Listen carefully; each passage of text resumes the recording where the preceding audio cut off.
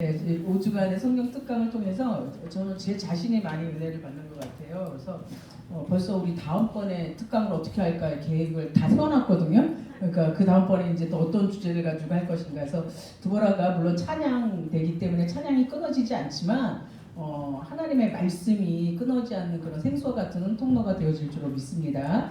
금번 주일날 저희 사천 성가대 17주년 기념 찬양을 드렸는데 여러분들 다 참여하셨잖아요. 그런데 저희가 이번 주일날은 정말 너무 놀라운 은혜를 받은 것 같아요. 그래서 야 정말 찬양이 영적인 무기구나를 다시 한번 느꼈어요. 그러니까 이 찬양을 하는 순간 제가 2부 찬양을 몇 번을 유튜브에 들어가서 돌려봤는지 몰라요. 그러니까 하나님께서 정말 받으시고 우리들의 이 어려움을 불화와 골짜기에서 드리는 찬양과 같이 어떤 전쟁 가운데 있는 그 찬양을 드려서 하나님께서 연락하신 줄로 믿습니다. 예, 우리 특별히 드보라 성가대는 모교 구국 나라 민족을 위해서 드리는 찬양이에요. 예, 그러니까 정말 영적 싸움에서 승리할 수 있도록 다시 한번 저희들의 마음을 이렇게 고치시켜 주시는 그런 귀한 역사가 있었는 줄 믿습니다. 그날은 진짜 전쟁터였잖아요. 밑에서 대치는 더 격렬해졌죠. 그 가운데 또 뛰어 올라가셔서 찬양하셨죠. 막 이런 게 정말 그 내용을 알고 보면 눈물이 안 날 수 없는 그런 날이었는데 오히려 그날을 통해서 더 은혜를 받은 줄로 믿습니다. 자, 오늘 말씀은요. 히브리서 7장 27절 말씀입니다. 히브리서 7장 27절 말씀입니다. 히브리서 7장 27절 말씀. 7장 27절 말씀. 우리 한 절이니까 다 함께 한번 봉독을 해볼까요? 히브리서 7장 27절 말씀. 다 찾으셨죠? 네, 같이 읽습니다. 시작. 저가 저 제사장들이 먼저 자기 죄를 위하고 다음에 백성의 죄를 위하여 날마다 제사 드린 것 같이 할 필요가 없으니 이는 저가 단번에 자기를 드려 이루셨음이니라. 이는 하나님의 말씀입니다. 예, 이 말씀을 통해서 단번에 이룬 구원이라는 제목으로 은혜 나누겠습니다. 단번에 이룬 구원. 옆에다가 이렇게 한번 써보실래요? 한 번으로 영원히. 한 번으로 영원히. 제목은 단번에 이룬 구원이고요. 부제로 한 번으로 영원히라는 제목으로 은혜 나누겠습니다. 저희가 이렇게 사순절을 지나면서 저번에 특별히 사순절 특강, 5주 특강, 다음 주가 마지막이에요. 네, 다음 주가 마지막인데 이렇게 하고 있는데 오늘 저는 여러분들하고 이제 어디를 좀 나누고 싶냐면 히브리서에 대해서 좀 나누고 싶어요. 히브리서에 대해서 나누고 싶은데 우리가 지난주에 굉장히 큰 은혜 받으셨죠? 지난주에 뭐 공부하셨나요? 은혜는 받았는데 네, 뭐에 대해서 공부하시냐면 성경의 구조에 대해서 공부하셨어요. 그래서 저희가 공부한 내용이 뭐냐면 히브리 성경하고 우리가 갖고 있는 지금 이 성경하고 권수가 틀리죠. 히브리 성경은 몇 권이라고 그랬어요? 24권. 예, 24권. 예, 24권인데 24권이 39권으로 권수가 바뀌었어요. 그래서 그게 어떻게 바뀌었는지에 대해서 공부하신 거예요. 그래서 히브리 성경을 히브리 말로 뭐라 그런다? 카니안이라 그런다. 이렇게 배우셨죠? 기억나시죠? 배우신 거 맞죠? 네. 네. 그게 왜냐면요. 그 앞에 약자를 쓰니까 토라, 네빔, 케투빔의 약자를 따서 모음을 붙인 거예요. 그래서 이제 저희가 이렇게 탄약이다 그런다 이렇게 해서 배우셨는데 이제 그 가운데 제가 오늘 이제 히브리서를 하는데 왜 우리가 히브리서는 여러분 다 읽어보셨잖아요. 그리고 히브리서의 내용은 굉장히 유명한 내용이 굉장히 많아요. 근데 히브리서를 왜 공부하려고 그러냐면요. 히브리서가 뭐냐면 히브리인들에게 쓴 편지예요. 히브리인들에게 쓴 편지예요. 그래서 왜 그때 히브리인들에게 이 편지를 썼는지를 저희가 좀 살펴보려고 그래요. 자, 먼저는 히브리서의 저자는 누구일까요? 히브리서의 저자. 히브리서를 쓴 사람. 예를 들어 로마서 그럼 누가 썼나요? 사도 바울이 썼죠. 갈라디아서 그럼 사도 바울이 썼죠. 그런 것처럼 히브리서는 누가 썼나요? 히브리서는 누가 썼나요? 여러분들이 지금 대답을 못하는 이유가 왜 못하시냐면 누가 썼다고 들어본 게 별로 없는 것 같아요. 그렇죠? 왜냐하면 히브리서의 저자는 이렇게 여러 사람이 있어요.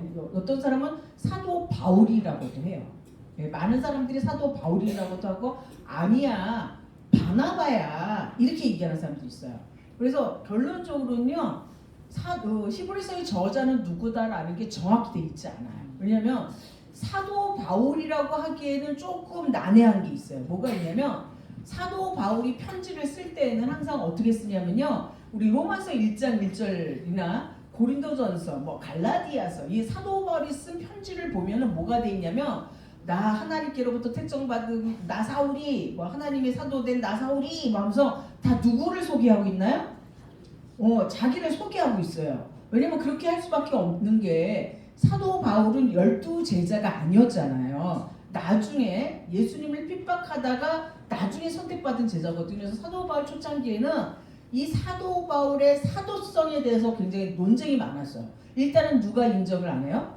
12제자가 인정을 하지 않죠. 베드로부터 시작해서 12제자가 너가 언제 예수님 살아계실 때 예수님 만나지도 못한 주제에 무슨 너가 사도야 이럴 거 아니에요. 그래서 사도 바울이 하나님께로부터 계시를 받고 사도로 부름 받았지만 자기의 사도성에 대해서 인정받기까지는 상당 기간이 걸렸거든요. 그러니까 사도 바울은 뭐가 급하냐면 내가 하나님께 택정 받았다니까, 내가 하나님이 택한 사도라니까 이거를 꼭 뭐 해야 되는 거예요?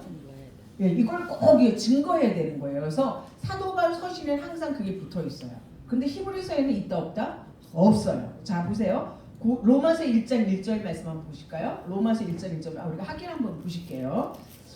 이런 이유로 100% 사도 바울이라고 주장할 수도 없고 그렇다고 100% 바나바라고도 주장할 수 없고 이렇게 된 거예요. 그래서 여러분들이 제가 히브리서의 저자는 누굽니까? 물어보니까 얼뜻 대답을 못하는 게 누가 누구다라고 가르친 바가 별로 없었을 거예요. 자 로마서 1장 1절 한번 보실게요. 여기 이렇게 돼 있죠.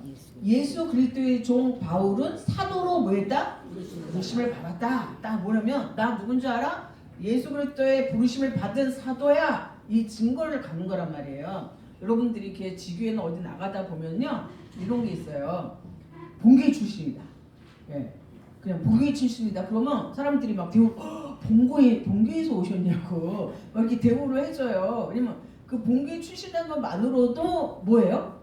인정을 해주는 거예요. 근데 지금 사도 바울도 예수의 직접 제자라는 게 중요한데 지금 그게 없잖아요. 12제자도 잘 안 믿어. 야, 저 사람이 진짜로 뭐 희심한 거 맞아? 우리 잡으려고 온 거 아니야? 이런 과정이 있었거든요. 자, 그 다음에 고린도전서 1장 1절도 한번 볼게요. 우리가 눈으로 한번 확인해 보시는 거예요. 고린도전서 1장 1절 말씀 보시면 이렇게 돼 있어요. 하나님의 뜻을 따라 그리스도 예수의 사도로 부르심을 입은 바울과 뭐라고 설명하고 있어요?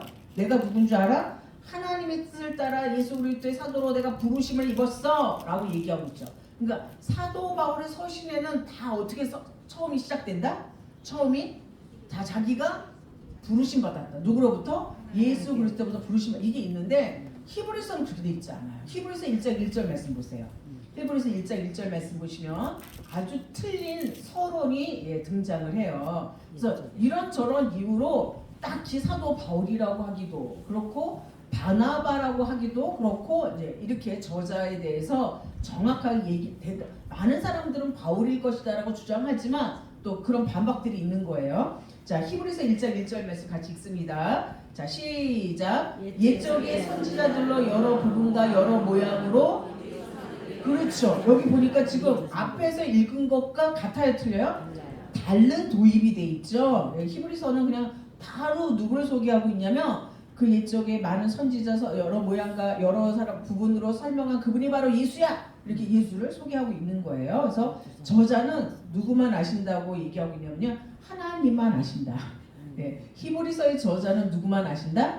하나님만 아신다예요. 그래서 히브리서는요, 저자보다 중요한 게 수신자예요. 수신자. 수신자는 누구냐면 그 편지를 누가 받았냐는 거예요. 그 편지를 누구에게 주기 위해서 썼냐는 거예요. 예를 들면 로마서 그러면 누구한테 쓴 거예요? 로마 교인들에 쓴 거죠. 고린도 전서 고린도 교회에다 쓴 거잖아요. 그러니까 히브리서는 누구한테 쓴 거예요? 히브리인들한테 쓴 거죠. 근데 이 히브리인들이 두 종류로 나뉘어지게 돼 있어요. 히브리인들이 두 종류로 나뉘어지는데 어떻게 나뉘어지냐면 전통 히브리인들이 있어요. 전통 히브리인. 우리가 유대교라고 부르죠. 유대교라고 부르는 전통 히브리인이 있고 또 누가 있냐면 개종한 히브리인들이 있어요. 개종한 히브리인들. 개종한 히브리인들은 뭐냐면 구약 4,000년 동안 믿었던 그 유대교에서 누구를 믿기로 작정한 거예요? 예수로 믿기로 작정한 거예요. 개종한 유대인들한테 이렇게 두 군데가 있어요. 그런데 이때 이 히브리서를 쓸 때가 어느 때냐면요. AD 64년에 AD 64년 7월에 무슨 일이 있었냐면 여러분들도 잘 아시는 사건이 하나 생겨요. 어떤 사건이 생기냐면 로마 대화재가 생겨요. 로마 대화재가 생겨요. 여러분들이 아마 영화나 이런 걸 통해서 보셨을 거예요. 네로 황제가 로마가 막 불타고 있는데 거기서 이제 막 이렇게 수금을 타고 막 이런 장면들 영화에서 아마 보셨을 거예요. 근데 이제 역사적으로 추적을 해보니까 그건 영화고 그때 네로 황제는 로마에 없었대요. 예, 그러니까 이제 로마를 새롭게 건국하고 싶은 네로가 불을 싹 지르고 재건축하려고 이렇게 지었다. 뭐 여러 가지 설들이 많아요. 예, 그렇지만 이제 그거는 이제 그 역사에서 다룰 일이고, 근데 로마 그 대화재가 일어난 다음에 대부분의 로마인들이 많이 죽은 거예요. 그 화재가 난 지역이 로마 사람들이 거주했던 지역이 화재가 났어요. 그럼 어느 지역이 멀쩡했냐면 유대인들이 살았던 지역이 멀쩡한 거예요. 유대인들이 살았던 지역이 멀쩡해요. 그러니까 이제 로마 사람들이 이 분이 이렇게 나라적으로 큰 재난이나 뭐가 이렇게 터지면 어떻게 돼? 그게 사건이 어디 있는지 거기에 대해서 계속해서 이렇게 서로 비방하고 이런 일들이 벌어지잖아요. 그러니까 그때나 지금이나 다를 바 없이 이제 이 로마인들의 분노가 들기 시작한 거죠. 이 불이 어떻게 나느냐? 당시에 로마의 건축들이 대부분이 목재 건물이었대요. 목재 건물이니까 불이 한번 붙기 시작하니까 어떻게 돼요? 끌 수가 없는 거죠. 그래서 거의 열흘을 탔대요. 그럼 도시에서 열흘 정도 불이 나면 그 도시가 어떻게 됐을까요? 대다수가 폐허가 되고 많은 사람들이 불에 타 죽고 이렇게, 그러니까 그 로마에 있던 사람들의 마음이 완전히 들끓었겠죠. 그래서 이 분노를 어디다 표출을 해야 되는데 어찌 표출을 할 데가 없어. 근데 딱 보니까 어느 사람들이 살고 있는 데 멀쩡해요? 유대인들이 살고 있는 지역은 멀쩡한 거예요. 예. 그러니까 거기에다가 분노를 표출하기 시작하고 이 네로가 야 유대인들을 다 죽여도 돼라는 이런 말을 하기 시작한 거예요. 그러니까 그 분노를 표출해야 되니까 그쪽에다 그걸 돌려버린 거예요. 그럴 때부터 시작해서 뭐가 시작되냐면 박해가 시작된 거예요. 그러니까 유대인이다, 특별히 예수를 믿는 유대인들이다 그러면 갔다가 이제 시작되는 박해가 시작되는데, 여러분들이 영화나 이런 데 보셨던 그런 박해가 시작이 된 거예요. 굶주린 사자에게 사람을 내어주기도 하고, 부모가 있는데 자식들을 내어주기도 하고, 뭐 야륜의 이리때에다가 먹히기도 하고, 이런 초대교회 이제 박해가 시작이 된 거예요. 그랬더니 어떤 일이 벌어지냐면 정통 유대인에서 이렇게 개종한 사람들이 뭘 하기 시작하나요? 나 예수 믿을게 이렇게 개종한 사람들이 자꾸 어디로 돌아가려고 그래요? 옛날로. 왜냐하면 나 예수 안 믿어 이렇게 얘기하면 내가 그 박해를 당하지 않아도 되니까. 박해를 당하지 않아도 되니까 자꾸 어디에서 개종된 크리스천들이 다 어디로 돌아가려고 그래요? 다 옛날로 돌아가려고 그래요. 그러니까 유대교로 돌아가려고 하는 거예요.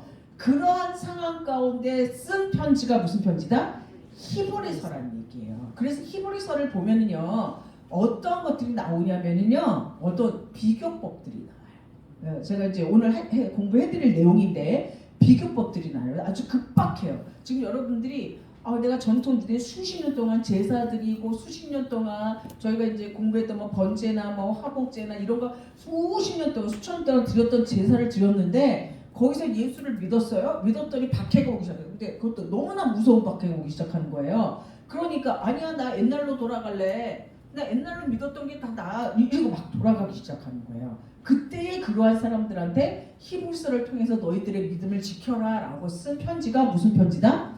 히브리서다. 그래서 여러분들 유명한 히브리서의 장 중에 가장 유명한 장이 무슨 장인가요? 히브리서 11장이잖아요. 그렇죠. 히브리서 11장이 믿음의 장하고 쫙 믿음의 선진선율 그런 내용이 그냥 나온 내용이 아니라는 거죠. 그래서 우리 이 편지를 통해서 이 히브리서에서는 수천 년간 믿었던 유대교와 지금 예수 그리스도를 통한 이 기독교, 예수를 믿는 것이 어떤 건지에 대해서 이렇게 비교 분석한 책이 무슨 책이다? 히브리서다. 그래서 히브리서를 지은 사람은요, 우리가 누구라고 특정하기는 쉽지 않지만 이렇게는 얘기할 수 있어. 어떻게 얘기할 수 있냐면요, 구약의 제사를 잘 알았던 사람이다. 어떤 사람이라고요? 구약의 제사를 잘 알았던 사람. 그거를 간파했던 사람이고요.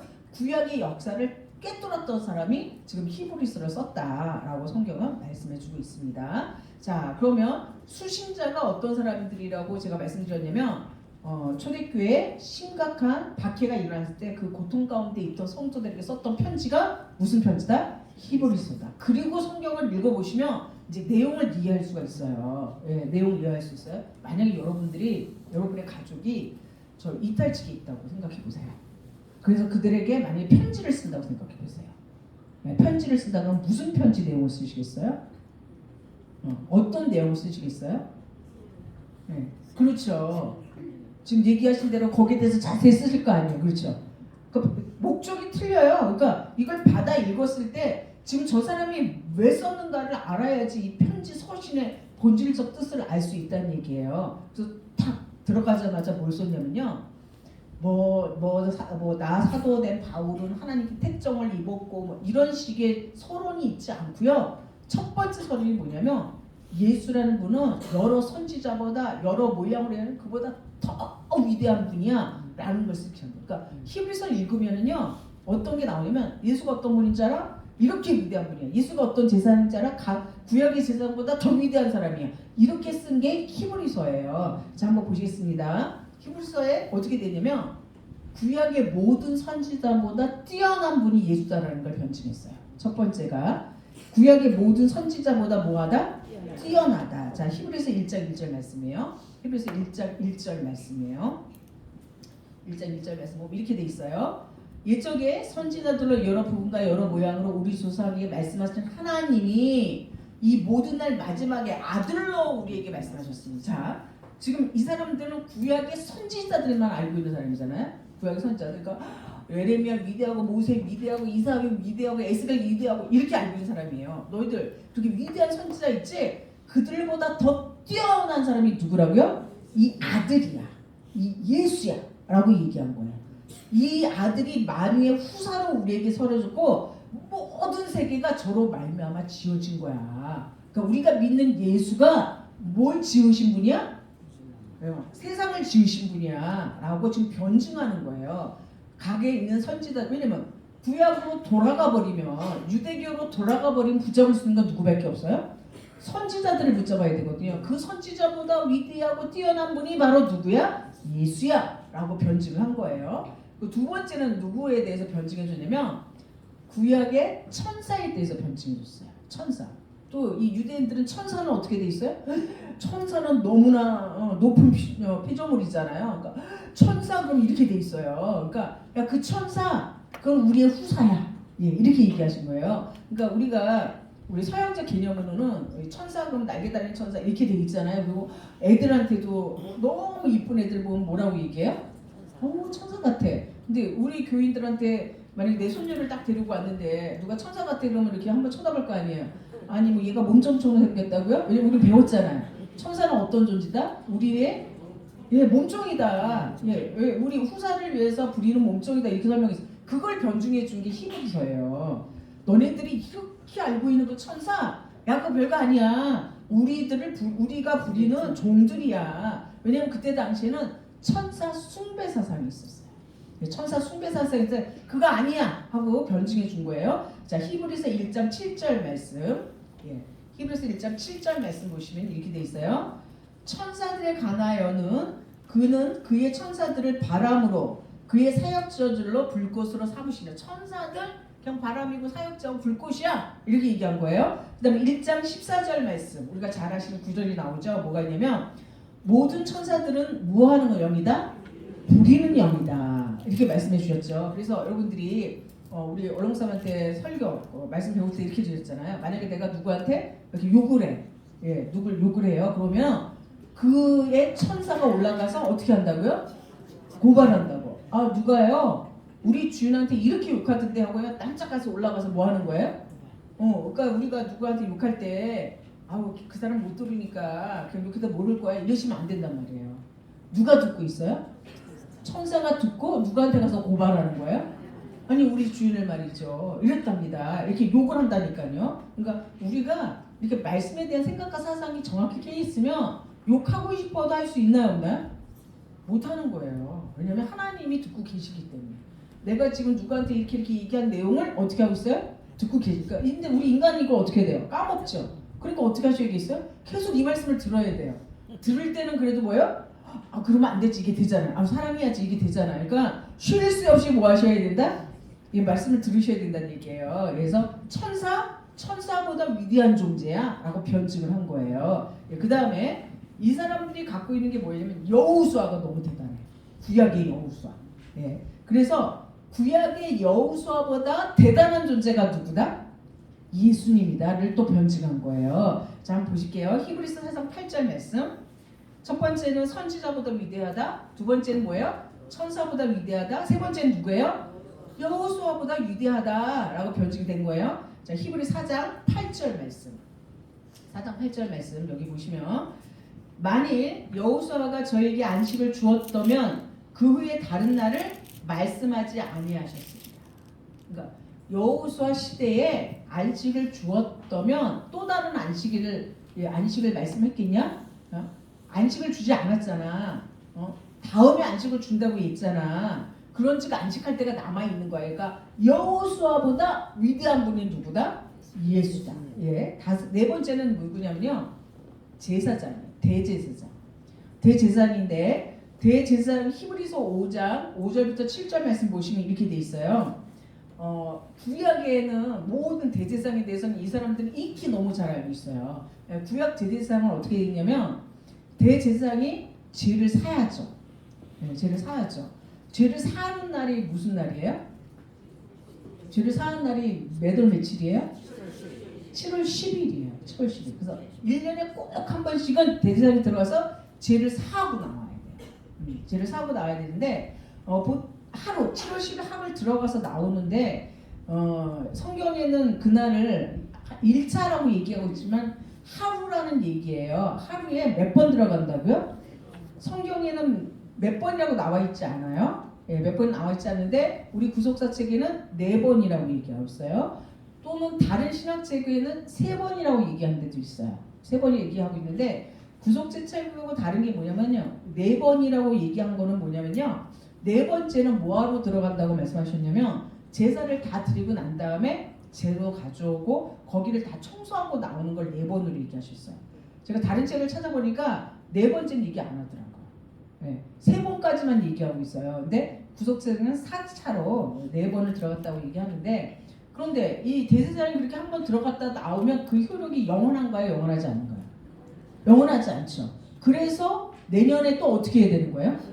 또 들어가야 되는 거예요. 그래서 대제사장이 살아나오지 못하면 그 죄가 용서받지 못한 거예요. 그러니까 제사장이 그 성소에 들어갔을 때 모든 백성의 귀추는 어디에 주목되고 있냐면 저 제사장이 살아나올 수 있을까 없을까? 저 제사장이 살아나와야 돼. 만약에 살아나오지 못하면 제사장은 죽을 뿐더러 누구의 죄도 용서받지 못한다? 내 죄도 용서받지. 그러니까 대제사장이 살아나오면 어떻게 됐을까요? 살아나오면 와 이러는 거예요. 살아나왔다. 그럼 누구의 죄가 용서받은 거예요? 예, 내 죄가 용서받은 거예요. 이 대제사장이 7월 10일 대속죄일에 살아나오는 거는 오늘로 얘기하면 부활절을 예표하는 거죠. 예, 오늘 얘기하면 여러분들이 이제 저희가 이번 달 마지막 주일날 부활절이에요. 부활절인데 그 부활절에 저희가 예배 드릴 때 성찬도 할 것이고 여러 가지 할 건데 그냥 부활절 또 매년 오는 부활절에 또 매년의 성찬이구나 이렇게 생각하시면 안 된다니까요. 이 부활절에 내가 어떻게 되는 거예요? 다시 살아나는 거예요. 네. 이거를 수천 년 동안 이스라엘 백성들이 연습한 거예요. 예행 연습한 거예요. 예행 연습을 우리가 뭐라고 그러나요? 리허설이라고 그러죠. 리허설이라고 하잖아요. 그 수천 년 동안 리허설한 거예요. 근데 히브리 기자가요 어떻게 얘기해줬냐면 그거 그동안 왜 한 줄 알아? 이것 때문에 한 거야. 예수 그리스도가 단번에 그 죄를 사하고 네. 이렇게 해서 대제사장을 뭐 하는 거야? 그 과거에 있던 유대계의 대제사장 야 그거보다 더 나은 대제사장이 누구야? 예수야라고 변증을 해주는 거예요. 이스라엘 백성들은 유대인들은 전통으로 이렇게 돼 있대요. 7월 1일을 뭐라 그러나요? 7월 1일 나팔절이라고 그러죠. 나팔절이라고 그래요. 이 나팔절을 이 사람들은 어떻게 생각하냐면 아담이 창조된 날이라고 생각한대요. 뭐라고요? 그러니까 유대인 전승에 창조된 날이라고 생각한대요. 근데 유대인 전승에 또 어떻게 되냐면 7월 10일이 아담이 타락한 날이라고 해요. 7월 10일이 무슨 날이라고요? 네, 아담이 타락한 날이라고 해요. 그래서 어떻게 되냐면 이날 회복 안 하면 안 되는 거예요. 그러니까 이 7월 10일은 죽기 살기로 뭐 해야 되는 날이에요? 네, 회복을 해야 되는 날이에요. 그런데 중요한 건 뭐냐면 이 대제사장도 전체 백성을 위해서 제사는 드리지만 이 사람도 죄인이야. 그래서 이 7월 10일 날 먼저 드려야 되는 제사가 어떤 제사인 줄 아세요? 자기를 위한 제사를 먼저 드려야 돼요. 만약에 이 대제사장이 죄가 있으면 백성들의 죄가 용서받을 수 있나요? 없나요? 없죠. 네. 그런데 또 그것도 일회야. 그 다음에 가서 또 어떻게 되는 거예요? 또 제사를 드려야 되는 거예요. 또 제사를. 그래서 이거와 비교하면서 그 과거의 구약의 대제사장보다 더 위대하신 분이 누구야? 예수야 라고 얘기하시는 거예요. 자, 히브리서 5장 5절부터 보시겠습니다. 또한 이와 같이 그리스도께서 대제사장이 되심도 스스로 영광을 취하심이 아니요 오직 말씀하시니가 저도 이르되 너는 내 아들이니 내가 오늘 너를 낳았다 하시고, 이 말씀 뭐냐면요, 내가 스스로 사람 난 것처럼 한 게 아니라 하나님이 택하시고 하나님이 하셨다는 얘기예요. 그래서 너가 영원히 멜기세덱의 반차를 쫓는 뭐예요? 제사장이라고 그럴 거다. 멜기세덱의 반차를 쫓는 제사장이다. 인간 계열의 대제사장이 아니다라는 거를 어떻게 해주고 있어요? 변증해주고 있는 거예요. 그러니까 구약의 대제사장보다 누가 낫다?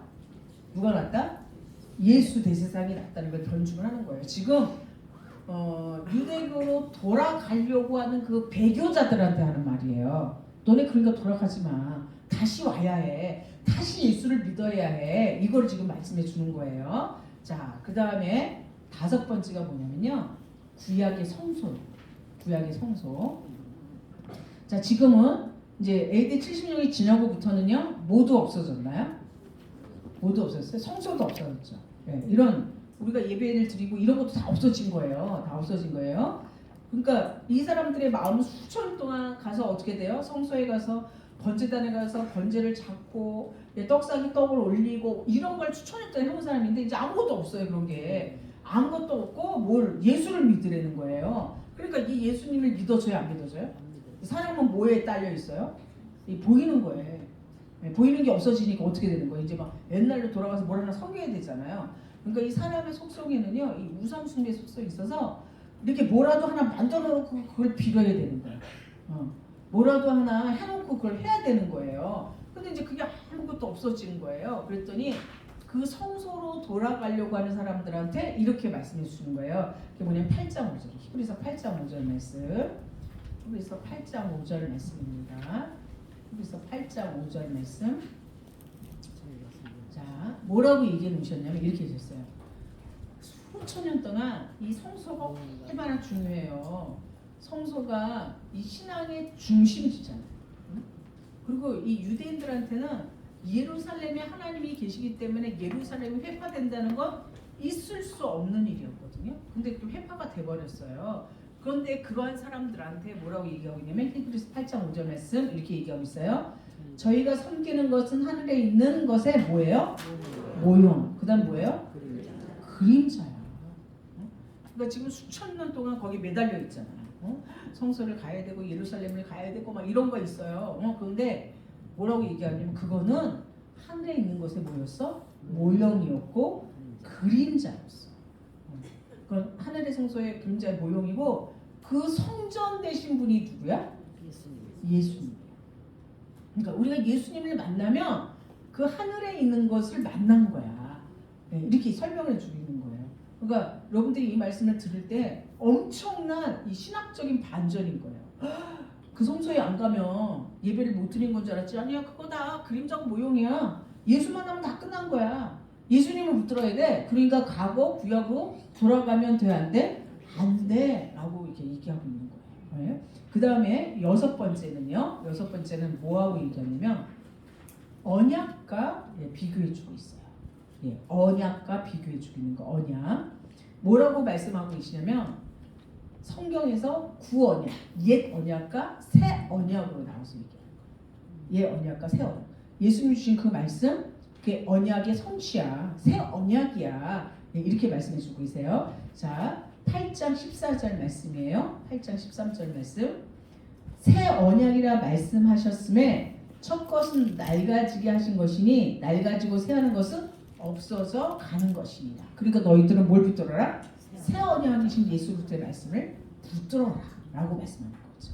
네.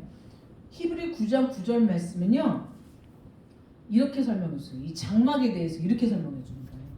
이 장막은 현재까지의 비운이 이렇게 얘기하고 있어요. 현재까지 비유야.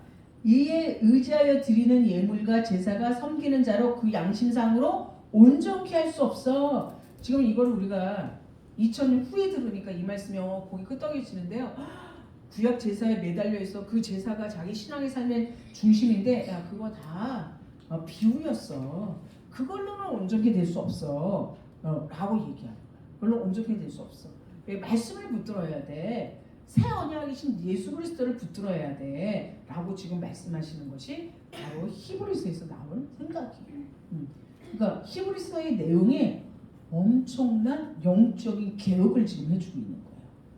그러니까 배교를 하려고 하다가 구약으로 돌아가야지. 야 믿어봤자 이건 보이지도 않고 가서 제사를 드리고 예물을 드리는 게 훨씬 낫지. 이렇게 돌아가려던 사람이 이 말씀을 붙들고 어떻게 다시 나오는 거예요. 예, 배교에서 다시 이탈을 하는 거죠. 그다음에 마지막으로는요. 뭘 비유해 주시냐면 구약의 제사를 비유해 주셨어요. 구약의 제사를 비유해 주셨는데 구약 제사와 히브리서에서 말씀하는 제사의 차이점을 단 한마디로 요약할 수 있어요. 구약의 제사와 히브리에서 하는 제사를 단 한마디로 요약할 수 있는 단어가 뭐냐면 단번에예요. 단번에. 예, 단번에. 자, 우리 구약 제사를 저희 두보라 공부하셨죠? 다는 안 하셨는데 첫 번째 무슨 제사가 있나요? 번제가 있죠. 두 번째는요? 소제. 세 번째는요? 화목제. 그 다음에 네 번째는요? 속죄제. 그다음에 다섯 번째는요? 속건제. 5대 제사가 있어요. 5대 제사가 있는데 이 제사의 특징이 뭐냐면 반복적으로 지속적으로 드려야 돼요. 네, 반복적으로 지속적으로. 제가 이 5가지 제사 중에 한 가지 제사만 드려야 된다 그럼 무슨 제사 드려야 된다 그랬어요? 5가지 제사 중에 하나만 선택해라 그럼 무슨 제사 드려야 된다? 속죄제. 속죄제를 선택하셔야 돼요. 왜냐면 기본적으로 자기 죄를 뭐 해야 되니까 속해야 돼요. 예. 그런데 이 속죄제도 그 죄에 대해서 한 번만 효력을 발휘하는 거예요. 그러니까 이 유대인들의 삶은 뭐냐면 제사의 연속이죠. 제사의 연속이죠. 속죄제 드리고 번제 드려야 되고 소제 드려야 되고 화목제, 속건제 드려야 되고 누구 거 배상해 줘야 되잖아요. 속건제라는 제는요 배상제예요. 배상제, 보상제예요. 그러니까 이런 건 아니에요. 예를 들면 나 하나님께 용서받았어. 그러니까 다 용서받은 거야. 이건 아니에요. 이건 잘못 기독교를 오해하신 거예요. 내가 용서받았지만 반드시 뭐 해야 되는 거야? 배상해야 돼. 근데 그 배상에는요 이자가 좀 붙어요. 네, 이자가 붙어요. 몇 분의 1이라고 그랬나요? 5분의 1이에요. 네. 그러니까 시효편으로 100만 원인데 100만 원을 배상을 해야 되는데 내가 그 속건제로 드려야 되면요 5분의 1이니까 얼마예요? 20%. 그러니까 얼마 드려야 되는 거야? 120만 원 드려야 돼요. 네. 그러니까 이거 굉장히 고리 아닌가요? 예를 들면 내가 양으로 배상을 해야 돼요. 양으로 배상하면 가서 제사장한테 물어보라고 그래요. 양이 이 양 한 마리가 얼마입니까? 10만 원인데 그럼 얼마 갖다 드려야 되는 거예요? 12만 원 갖다 드려야 되는 거. 배상제가 있어요. 제가 11조에 대해서도 말씀드렸죠. 11조 레위기 27장 보면 맨 마지막에 11조가 나와요. 11조가 나오는데 옛날에는 목축 시대 있잖아요. 목양 시대 있잖아요. 그러니까 이제 11절 어떻게 드렸냐면 막대기를 하나 딱 이렇게 해놓고 이렇게 막대기를 이렇게 해놓고 지나가게 하는 거예요. 이렇게 지나가게 하나 둘 셋 넷 다섯 여섯 일곱 여덟 아홉 열 하면 열 번째가 누구 거예요? 열 번째가 하나님 거예요. 그래서 그걸 하나님께 어떻게 하는 거예요? 드리는 거예요. 드리는데 보니까 열 번째가 너무 실하네. 열 번째가 새끼를 더 많이 낳을 것 같아. 그래갖고 이제 살짝 아홉 번째가 좀 비실해. 열 번째 게 너무 튼튼해. 그래갖고 그냥 살짝 바꿨어요. 그럴 수 있어요, 없어요? 있잖아요. 사람 마음에 욕심 들잖아요. 그리고 살짝 바꿨어. 아마 그때도 그런 사람들이 있었나 봐요. 있었나 봐요. 그래서 하나님께서 또 어떻게 놓으셨냐면 교계하지 못한다. 교계하지 못한 얘기는요. 바꾸지 못한다. 그걸 하는데 하나 법을 더 만들었어요. 어떻게 만드냐면 아홉 번째, 열 번째 다 내 거다. 예, 네, 뭐라고요? 네, 이렇게 우리 인간이 이거는 좀 이거는 내가 좀 갖고 조금 부실한 걸 하나님께 드려야지. 이렇게 안 드린다는 건 아니고요. 뭐 이런 거 있잖아요. 제가 뭐 안 드릴 건 아니지만 조금 이렇게 해서 새끼를 더 많이 낳으면 나중에 더 드리면 되지 않나요? 막 이런 거 있잖아요. 근데 하나님이 그거 못해. 대신에 어떻게 한다고? 아홉 번째, 열 번째도 다 내 거야. 이렇게 얘기해주세요. 네. 그 레위기 27장에 나와요. 레위기 27장에. 그러니까 하나님 이렇게 제사법을 보면요. 다 돼 있어요. 그러니까 여러분들이 말씀을 잘 깨달으면 내가 누구한테 잘못했어요? 반드시 뭐 하셔야 돼요? 배상. 성물에 대해서도 뭐 할 수 있어요? 성물에 대해서 배상을 받을 수 있어요. 교회 와갖고 차로 박았어. 교회 와서 가끔 차 바꾸고 가시잖아요. 여기 이 언덕 같은데 차로 박았어요. 박았는데 그냥 쓱 지나가시면 안 된다니까요. 반드시 성물은요 복구시켜놔요. 그게 제사법에 다 나와 있어요. 그러니까 구약의 그러한 제사에 이 사람들이 평생에 훈련받은 사람이에요. 그렇지만 제사를 드리지만 그거는 한 번이야. 예, 한 번이에요. 그 다음 계속 영속적으로 뭘 드려야 되는 거예요? 예, 계속해서 드려야 돼요. 그런데 히브리서에서 반복적으로 나오는 단어가 뭐다? 단번이라는 얘기예요. 그러니까 예수 그리스도가 제물이 되셔서 십자가에서 죽으셨는데 그 제사는 무슨 제사다? 한 번에 영원히 끝내는 제사다. 이거를 반복적으로 설명해 준 게 무슨 제사다? 히브리서에서 얘기한 예수 그리스도가 제물이 되신 제사를 말씀해 주고 계시는 거예요. 그러니까 이거는 구약 제사를 정확히 알고 있어야 예수님이 단번에 모든 죄를 끝내신다는 거를 더 뼈저리게 느낄 수가 있어요. 근데 우리가 사실은 이렇게 예수 그리스도의 보혈의 피로 은혜 받았다, 은총 받았다, 질문 받았다. 그래도 잘 모르는 이유가 있다니까요. 우리가 예수 그리스도의 십자가의 죽으심과 부활로 우리도 살아났다. 막 이래도 이 감격과 감사가 우리 속에 없는 이유가 있다니까요. 여러분 부활절만 생각하면 막 감사하고 막 이래요? 그게 언제적이었던가 이 생각 들지 않으신가요? 제가 한 번은 신방을 하는데 그 이식하신 분 집을 신방을 했어요. 이식 그 신체 이식 있잖아요. 간 이식이든 신장이든 이식하는 있잖아요. 이식하시는 분 신방을 했어요. 근데 이분이 설명을 해주시는데 저도 지금 제가 이식을 기다리고 있잖아요. 설명해 주는데 그 이식하고 딱 새로운 몸이 되었을 때는 새로운 창조, 새로운 날짜, 그런 날짜가 되는 것처럼 모든 만물이 다 너무 새롭더라고요. 이 만물들이 다 얘기하더래요. 본인한테. 왜냐면 새로운 생명으로 자기가 살아났다는 걸 체험을 하니까. 그럼 사실 우리 부활절이 어떻게 돼야 돼요? 그런 날이 돼야 돼요.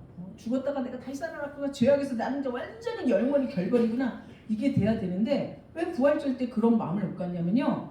내가 안 죽었기 때문에 그래요. 내가 죄로 어떻게 봐야 돼요?